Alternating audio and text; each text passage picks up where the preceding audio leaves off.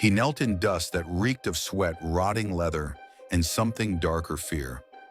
Torches flickered in a ring around him, their flames casting twitching shadows like demons dancing on the sand. Beside him, a bronze cauldron hissed over coals. It did not hold stew, nor wine. It held gold, not coins, not treasure, but liquid gold boiling alive and hungry. The same kind that once made Marcus Licinius Crassus the richest man in Rome. Now it simmered not to honor him, but to punish his silence. Its glow was not warm, it was judgment, and its purpose was vengeance, not wealth. Crassus did not beg. He had bribed senators, bought temples, owned city blocks.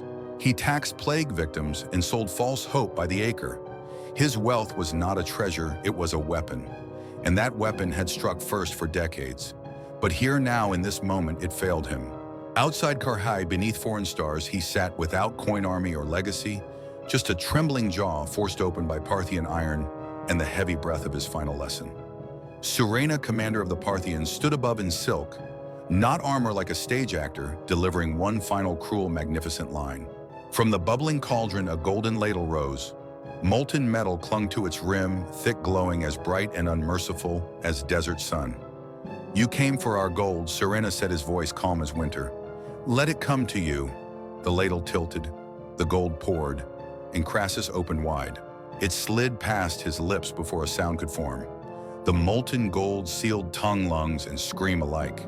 It did not burn like fire, it judged like fate. It moved through him, not as punishment, but prophecy. A truth made liquid. A monument forged not in marble, but pure irony. How does one arrive here? How does a Roman born of law, trained in rhetoric, raised on ambition, end up drinking the very thing he worshipped? The answer is not one decision. It's hundreds, whispers, moments. A hunger that survives the banquet. A voice that says more. The road always begins earlier.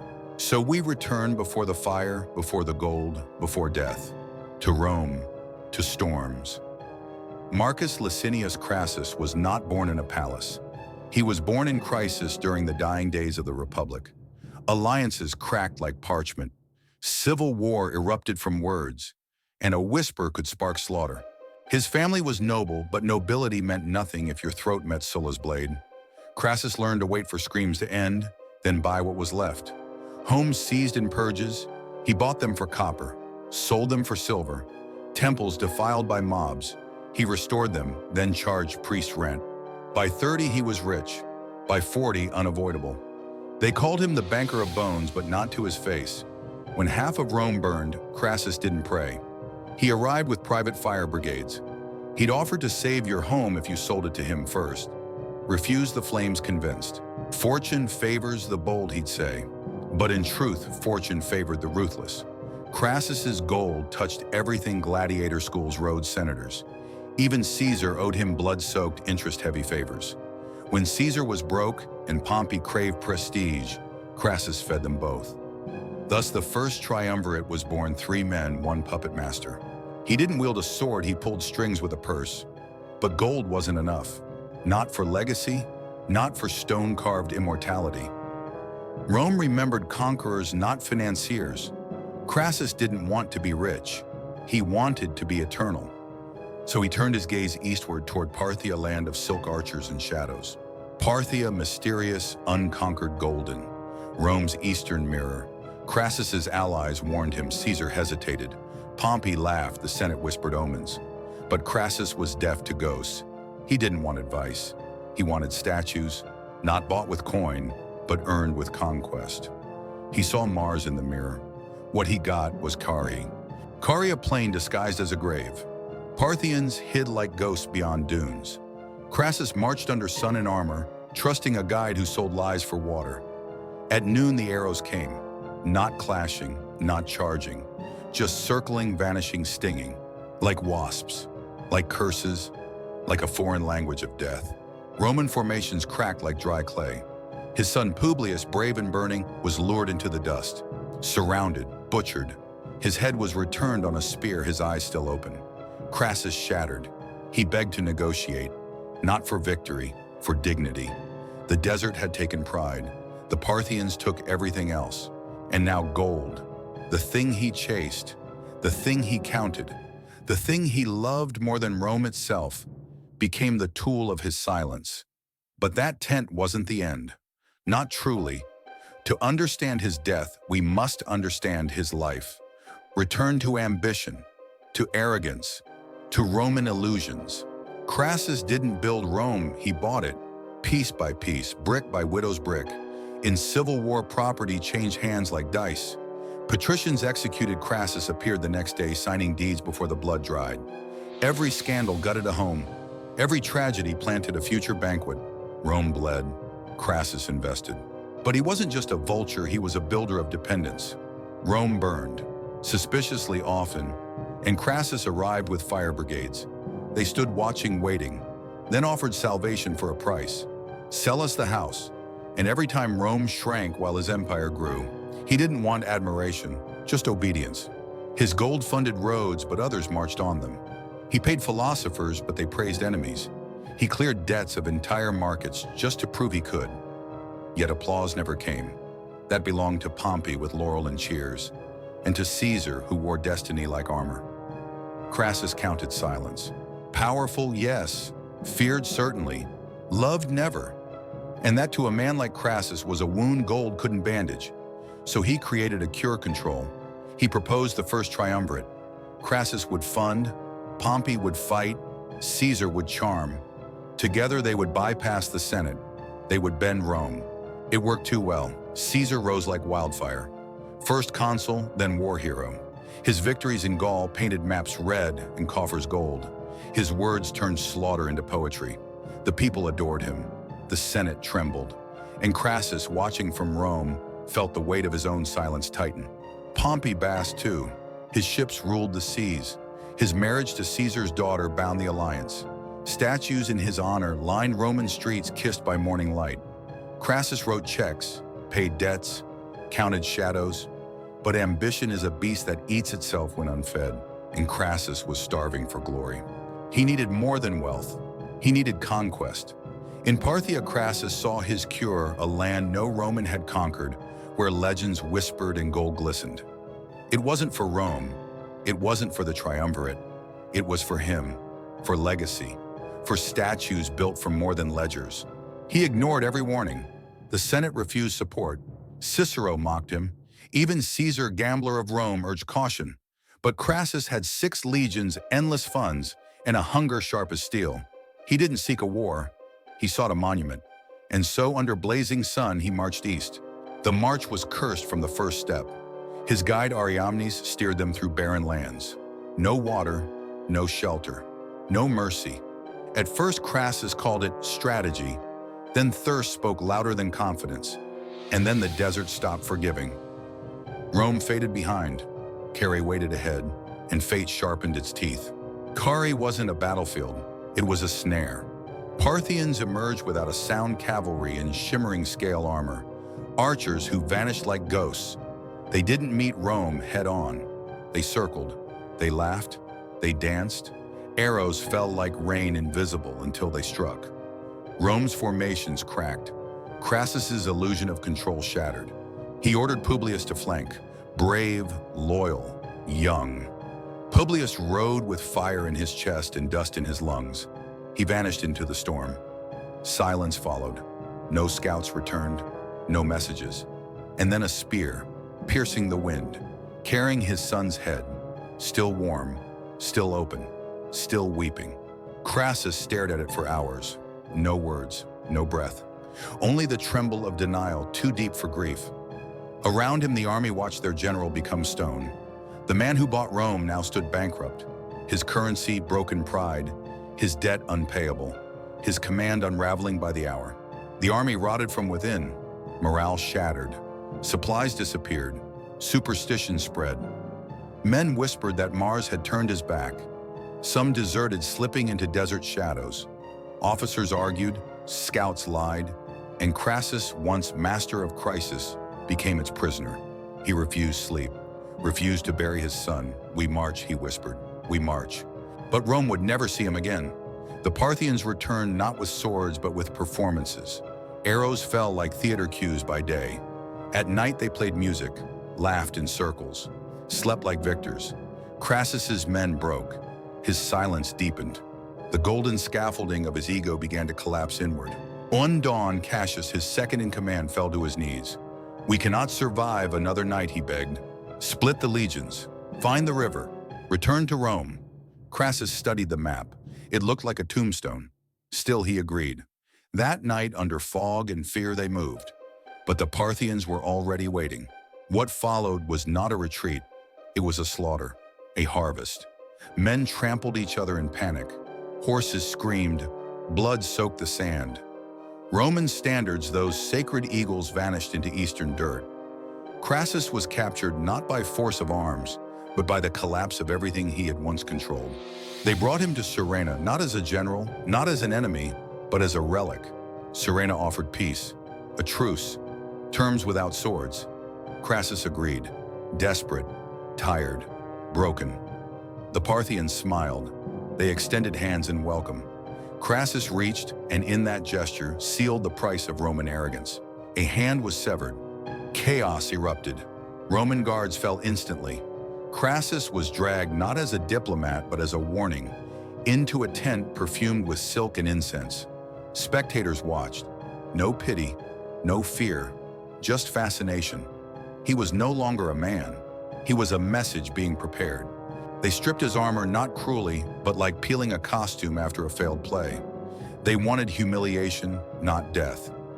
Then the gold arrived, melted, glistening alive. Sirena did not raise his voice. He only nodded toward the ladle. "Crassus," he said softly, "drink your desire." And the ladle tilted. He didn't drink it, it drank him. The molten gold met his tongue, sickly sweet, metallic, heavy with prophecy. It rolled into his throat, into his lungs. He thrashed, clawed, gasped, but no sound emerged. His body betrayed him, his ambition devoured him. Then silence, then stillness, then hardened, gilded death. Marcus Licinius Crassus, the man who bought Rome, died choking on the thing he loved. But the performance wasn't finished. His severed head was filled with gold, not as burial, but as mockery. That night during a royal play, the head took center stage. Rome's richest man became a punchline. The audience laughed, gasped, then laughed again. Applause rang through Parthian halls. Crassus did not die on Roman soil, not in glory, not in marble. He died in theater, as irony, as vengeance. What Caesar couldn't betray, what Pompey couldn't overshadow, gold consumed. Rome back home fell eerily silent. Senators feigned mourning. Behind their masks, relief. One less creditor, one less kingmaker. But beneath their robes, some felt something deeper than triumph, fear. If Crassus with all his wealth could fall, who among them was safe? Because if gold couldn't save a man, then what power truly could? Caesar returned from Gaul soon after, victorious, golden, silent. He heard the story, nodded, said nothing. But his silence was calculation, not grief. Pompey too adjusted his stance. The triumvirate had died not on paper but in sand and gold. Rome itself, it hadn't ended, but it had started to unravel. The people didn't know how to mourn him. They'd feared Crassus, yes, but his gold had kept bread cheap. Soldiers paid revolts quiet. Without him, markets turned volatile. Coins grew rare. Fires burned homes without offers. No fire brigades arrived, no rescue, only smoke, only silence, only memories paid in ash. Crassus left no heir to grieve him, no family to claim his villa. The gates stayed locked. Inside, fountains still ran, mocking the stillness within. Slaves whispered his name like a curse. Outside, Rome buzzed not with mourning, but rumors. He drank gold. His son watched. Parthia melted his soul. No funeral was held, not because of law, but because it was easier to forget him. Rome had no room for failed kings. No statues, no honors, no triumphs. The man who bankrolled a republic died with no inscription. Just a cautionary tale carved into whispers and golden ridicule. The East remembered him differently. To Parthians, Crassus was no hero. He was a trophy, a symbol of Roman arrogance reduced to theater. At feasts, his death was reenacted in jest, molten honey, poured over lambs as mimic gold. Guests laughed, toasted, each laugh a dagger, each cheer a tombstone. And yet something strange happened. In time, his name returned to Roman lips, not in reverence but slang. Reckless buyers were called Crashian, a failed deal drinking the ladle. In markets and contracts, his ghost lingered. A man once master of gold, now trapped inside it. A legend paid in irony. His legacy was sold in pieces, villas, lands, and ledgers. His name faded from Senate records but endured in alley whispers. And the triumvirate he once forged, it crumbled. Pompey turned on Caesar. Caesar crossed the Rubicon. Rome burst into war like parchment kissed by fire. Balance was gone.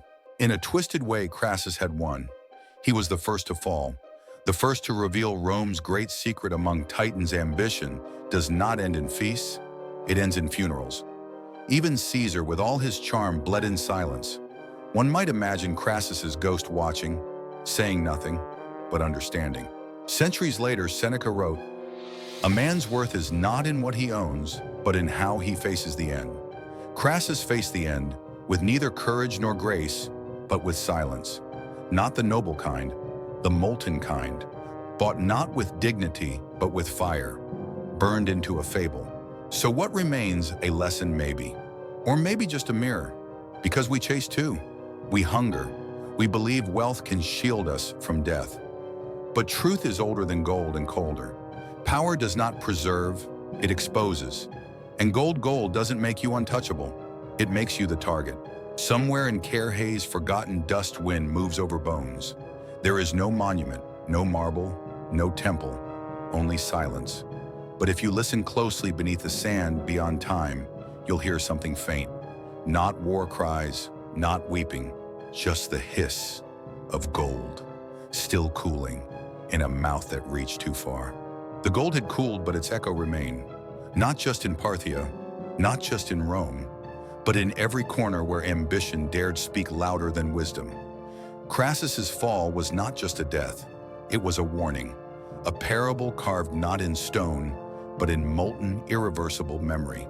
His villa stood untouched for weeks, not out of reverence but fear. Slaves avoided his chambers. Neighbors crossed the street. Even looters hesitated. A man who had owned cities now couldn't summon a mourner. A fountain gurgled in the courtyard, unaware its master had been reduced to theater and ash. Rome didn't weep. It moved on quietly, like a snake shedding skin. In the Senate, senators raised no motions in his honor. No marble busts, no eulogies, only awkward nods, sidelong glances, and unspoken relief. He had bought their silence in life. Now in death, it cost nothing to maintain. But Parthia kept him alive. They minted coins with his face. On one side, Crassus, on the other, a Parthian bow.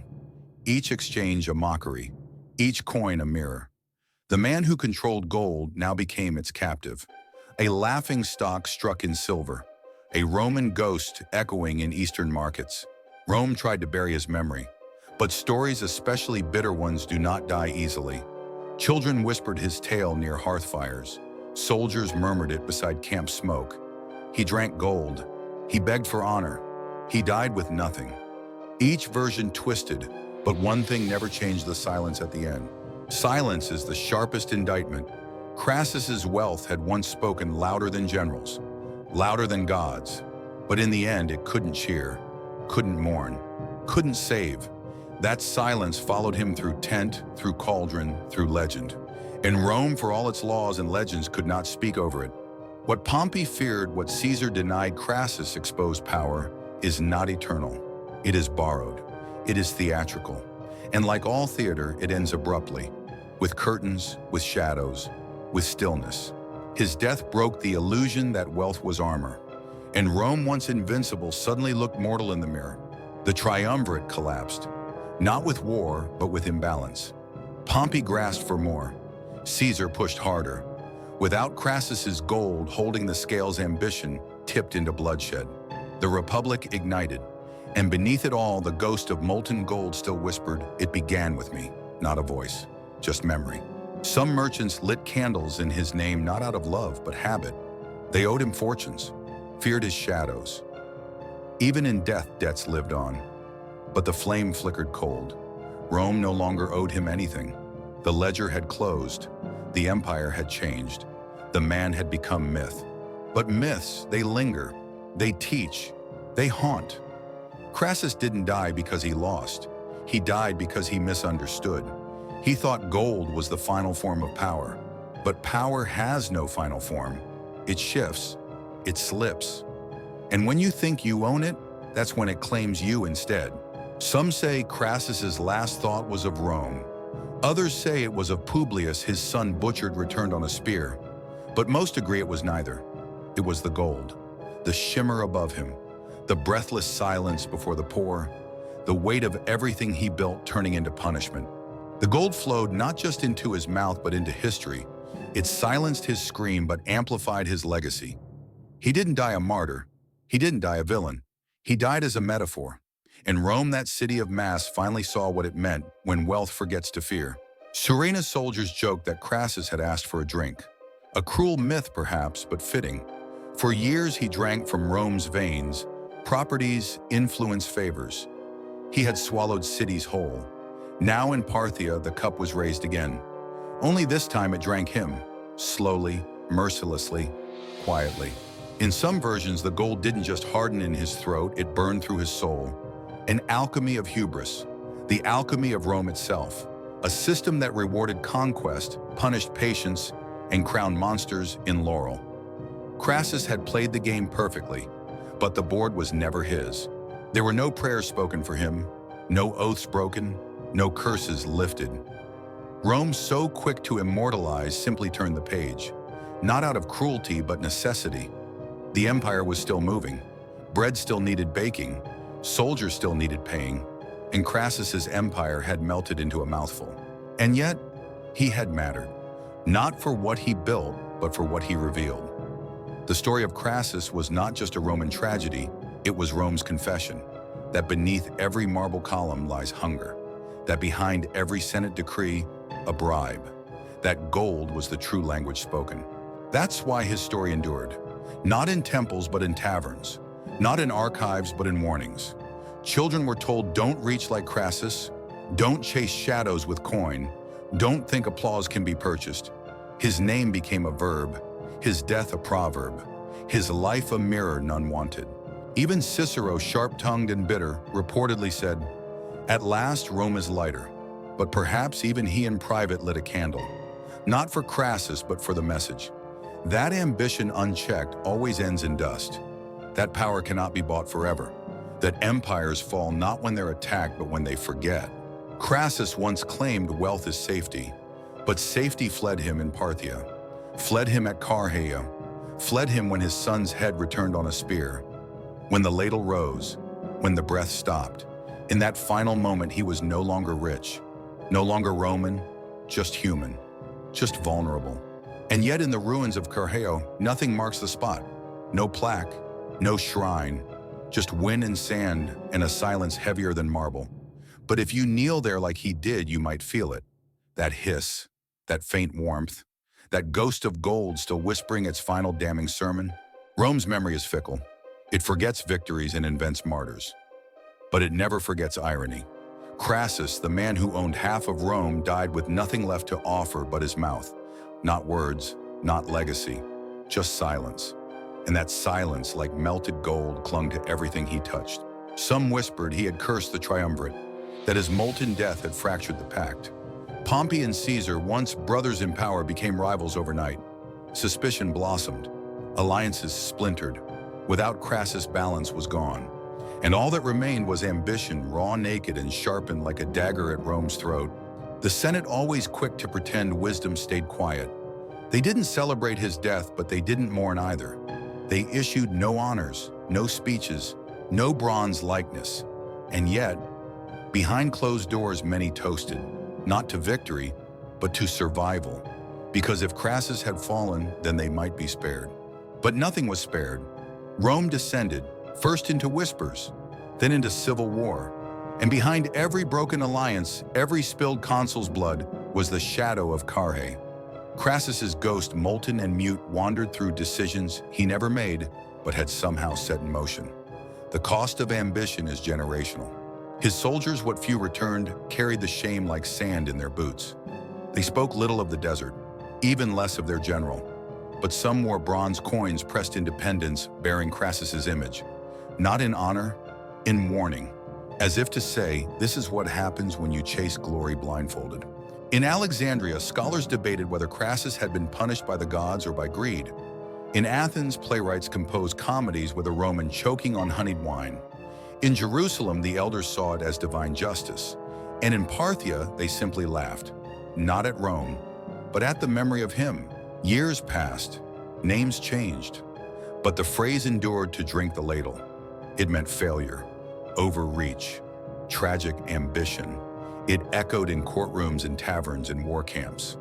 The gold never stopped pouring, not literally but through memory, through myth. Crassus had tried to buy immortality. Instead, he purchased folklore. Even Caesar, whose ambition dwarfed empires, remembered. At the peak of his power, when the Senate crowned him eternal, someone asked, "What do you fear?" He replied, Carrhae. Not the place, the fate, the silence, the scream that never came, the hiss of melted pride, the gold that burned not healed. No poet wrote Crassus's elegy, no priest prayed his name, but history, unkind, unflinching, preserved him. Not as a chapter, but as a consequence. His death wasn't a footnote, it was a fracture, a prophecy. That gold is not glory, that empire is not eternity, that silence is sometimes the loudest ending. And so long after the ashes cooled, his story remains, told by firelight, printed on coin, echoed in policy, feared by emperors. Crassus may not have conquered Parthia, but he invaded imagination. And there in the minds of rulers and fools alike, his lesson burns brighter than any monument ever could. Crassus never intended to be a cautionary tale. He wanted statues, not proverbs. But history has its own editors. The man who tried to control Rome with coin became a lesson in loss. A man who chased immortality and found parity. A titan who drowned in the treasure he counted. In time, even emperors studied his fall. Nero feared his fate. Trajan studied his tactics. Marcus Aurelius pondered his silence. Each asked the same question in their own way. How did a man with everything die with nothing? The answer never changed. Because Crassus believed wealth could replace wisdom. It couldn't. The gold didn't betray him. It obeyed him too well. It answered his hunger. It obeyed his ambition. It never questioned his reach. Until the end, when it entered him like judgment. When it reminded him with unbearable clarity that power without purpose always consumes the hand that clutches it. Somewhere near Carrhae, shepherds still speak of the cursed tent, of ground where no grass grows, where silence hangs too thick. They say the earth remembers, that it holds the echo of Crassus's final breath, not as sound but as weight, as if gold itself had sunk into the soil forever. And what of Publius the son, the blade of his father's legacy? He rode out into the desert chasing victory and returned only as a symbol of loss. His head still warm ended his father's resolve. It was not molten gold that killed Crassus. It was grief. It just arrived second. Rome has many ghosts, but none wear silence like Crassus. He doesn't haunt with chains or moans. He haunts with absence, with the things he did not say, the screams he could not make, the legacy no one dared to claim. His wealth vanished, but his quiet that still echoes. Children in Rome once played a game called Triumvir. 3 would rule, 1 would fall. The others would argue who lasted longer, but in every round, Crassus was always the first to go. Even in jest, his fate lingered. He had taught Rome something, even if Rome never thanked him. In dusty corners of libraries, scrolls still whisper his deeds. Not victories, but strategies. Markets bought, fires negotiated, armies funded, not led. Historians disagreed on everything, except this Crassus was never outsmarted by rivals. He was outplayed by belief, the belief that coin alone could shield a man from history. The tragedy of Crassus is not that he died, it's that he died convinced he hadn't failed. Even as the gold poured, even as breath fled, some say he thought it was theater, a test, a joke, that Rome would rescue him. But Rome never came. Rome never even looked. And when the ladle emptied, when silence replaced scream, when metal cooled like judgment, Crassus didn't just stop breathing, he stopped mattering. For Rome had already moved on. The same empire he tried to own didn't grieve. It recalculated, rebalanced, reorganized. Because power does not pause for funerals, not even his. In marketplaces, bakers still argue over prices using his name. Don't go crashing, they warn greedy vendors. His name became shorthand for excess, for ruin, not because he failed to win, but because he forgot why winning mattered. He turned legacy into currency, and currency, like time, always runs out. The Parthians never melted another Roman. Once was enough, once was theater, once was prophecy. The gold-filled corpse of Marcus Crassus became their emblem, their warning, their revenge. Every Roman coin minted after Carrhae shimmered just a little less, because even currency flinches when reminded of where ambition can end. Statues of Caesar still stand, so do those of Augustus. But Crassus, he stands only in shadows, in jokes, in memory. His story was too dangerous for marble, too haunting for bronze. Rome could not immortalize what it feared might repeat. So it buried him under silence and hoped that was enough. But silence is not death. Silence is echo. Crassus became the sound between speeches, the pause in Senate debates, the caution in military ambition, the lesson carved not in stone, but in choice. His voice was gone, but his example remained, waiting, watching, whispering in the ears of the powerful. One senator decades later asked, what if he'd stopped at rich, but Crassus never could? He mistook wealth for worship, mistook applause for permanence, mistook Parthia for destiny. In truth, he was never at war with the East. He was at war with absence, with the terrifying idea of being forgotten. Rome forgot him anyway, as it forgets all things, eventually, but not completely, because some stories are retold not to honor, but to warn. Crassus became a firelight tale, a bedtime shadow, proof that the world doesn't end in thunder. It ends in whispers, in gold, and mouths held open. A coin glints. A child asks, who was Crassus? A father answers, the man who tried to drink gold. Laughter follows, and yet behind the smile is fear, because in every empire, in every age, someone like him rises again. Someone who believes wealth means forever. It never does. Carrhae was not a battle, it was a mirror, a reflection of empire's arrogance. A place where Rome met its limits, where gold met its cost, where a man met himself and found nothing but hunger staring back.